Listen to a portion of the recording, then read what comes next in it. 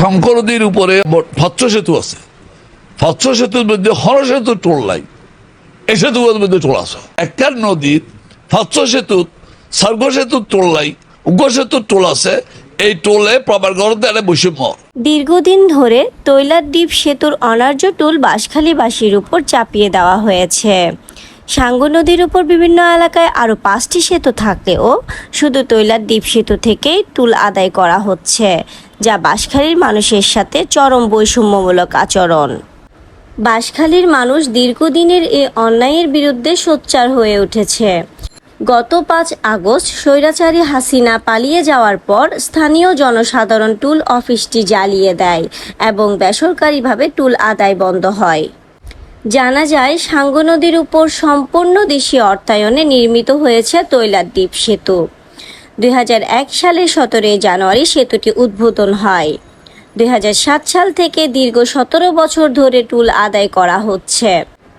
3 বছরের ইজারা দিয়েই যেখানে নির্মাণ ব্যয় উঠে যায়, সেখানে দীর্ঘ 17 বছর ধরে টোল আদায় সম্পূর্ণ অযৌক্তিক ও জনগণের অধিকারের পরিপন্থী। একটি সেতুতে টোল আদায় করা হয় সেতু নির্মাণ ব্যয় এবং রক্ষণাবেক্ষণের জন্য। সে বিবেচনায় দেখা যায় তৈলাদ্বীপ সেতুর নির্মাণ ব্যয় 32 কোটি টাকা, কিন্তু প্রতি 3 বছরে এই সেতু থেকে টোল আদায় হয় 30 থেকে 35 কোটি টাকা। অথচ সেতু নির্মাণের পর থেকে কোনো ধরনের দৃশ্যমান মেরামত ও রক্ষণাবেক্ষণ চোখে পড়েনি। তৈলাদ্বীপ সেতুর টোল প্রত্যাহারের দাবি জানিয়ে এর আগেও আন্দোলন এবং মানববন্ধন কর্মসূচি পালন করেছে বাঁশখালীর সাধারণ শিক্ষার্থী সহ সর্বস্তরের জনসাধারণ। 2024 সালের শুরুর দিকে সাবেক সংসদ সদস্য মুজিবুর রহমান সিআইপিকে নিয়ে কুরুচিপূর্ণ মন্তব্য করেন তৈলাদ্বীপ সেতুর ইজারাদার এলজিপি নেতা আইনুল কবির। এদিকে তৈলাদ্বীপ সেতুর টোল আদায়ের মাধ্যমে এতদিন বাঁশখালীর মানুষের সাথে বৈষম্যমূলক আচরণ করা হয়েছে বলে মন্তব্য করেছেন বাঁশখালীর সাবেক সংসদ সদস্য ও চট্টগ্রাম সিটি কর্পোরেশনের প্রথম মেয়র মাহমুদুল ইসলাম চৌধুরী। তিনি সাধারণ শিক্ষার্থীদের আন্দোলনকে স্বাগত জানিয়ে সর্বাত্মক তাদের পাশে থাকার ঘোষণা দিয়েছেন।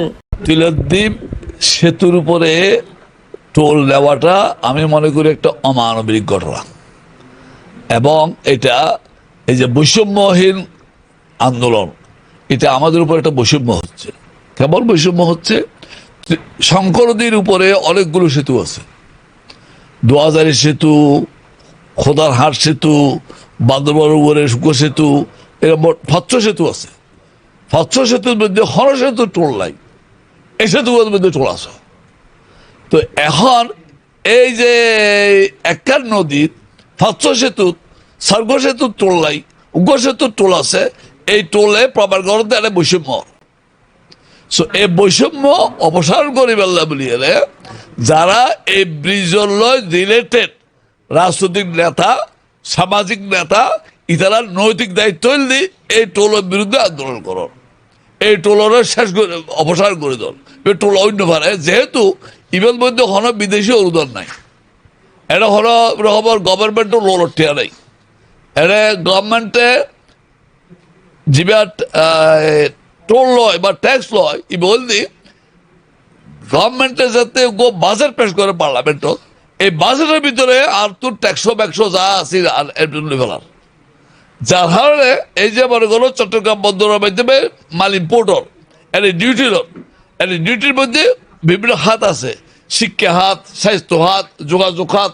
তো আয় তো ট্যাক্স বেড়ে দি ফেলাই, আবার হাত তো রুয়া করিয়ে এটা ট্যাক্স দেওয়া ফেললি এই টোল ব্রিজ ফালি ফেললাই আয় মনে করে দি আর রাষ্ট্র বা সরকার বা যারা যেতে ক্ষমতা আছিল ইতারা আর বৈষম্যমূলক আচরণ করার এবং আর সেকেন্ড ক্লাস সিটিজেন হিসেবে ট্রিট করার, যার ফলে আর মধ্যে এটা টুল্য প্রচলন করছি। এই টুল্য অযৌক্তিক অন্যায়, ইয়ার বিরুদ্ধে আয় হাইকোর্টত মামলা করি। যেহেতু আয় টলিবা যাতে প্রবর্তন করার এতে ক্ষমতা নছিলাম, আয় ক্ষমতা তাইলে এই তোলার হওয়ার প্রশ্নই নয়, অনুরূপভাবে কথা আপত্তি নাই।